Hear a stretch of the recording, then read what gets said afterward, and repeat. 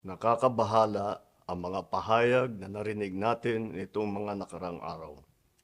Nandyan ang walang pakundangang pagmumura at ang pagbabanta ng planong ipapatay ang ilan sa atin.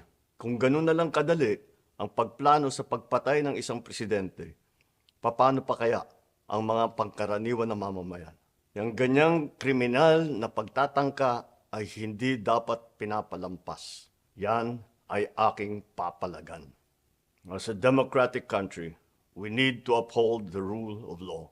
Ako, bilang pinuno ng Executive Department at lahat ng mga nanunungkulan sa pamahalaan ay may sinumpaang tungkulin na tutupdin at pangangalagaan ang konstitusyon at ang ating mga batas. Kaya hindi tama ang pagpigil sa mga halal ng bayan sa paghahanap ng katotohanan. Hindi na sanang hahantong sa ganitong drama kung sasagutin lamang ang mga lehitimong katanungan sa Senado at sa House of Representatives. Ang katotohanan ay hindi dapat itokhang. Tapos na sana ang usapang ito kung tutuparin lamang ang sinumpaang panata na bilang lingkod bayan ay magsabi ng totoo at hindi hahadlangan. Imbis na diretsahang sagot, nililihis pa sa kwentong chicheria. Hangad ko na matuldukan na itong mga pangyayaring ito sa parang matiwasay at magdadala sa atin sa katotohanan. 12 taon din ako nanungkulan sa magkaparehong kamara ng Kongreso.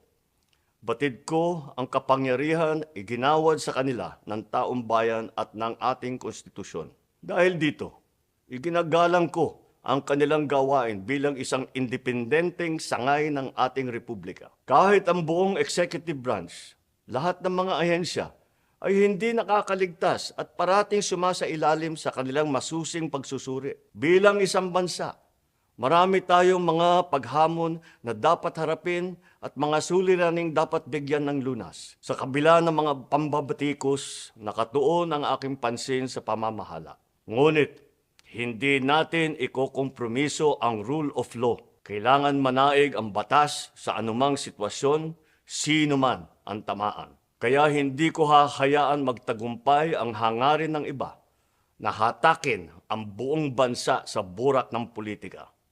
Igalang natin ang proseso. Tuparin natin ang batas. Alalahanin natin ang mandato na pinagkatiwala sa atin ng milyon-milyon na Pilipino. Magtrabaho po tayo sa ikauunlad ng Republika ng Pilipinas at para matamo ang bagong Pilipinas.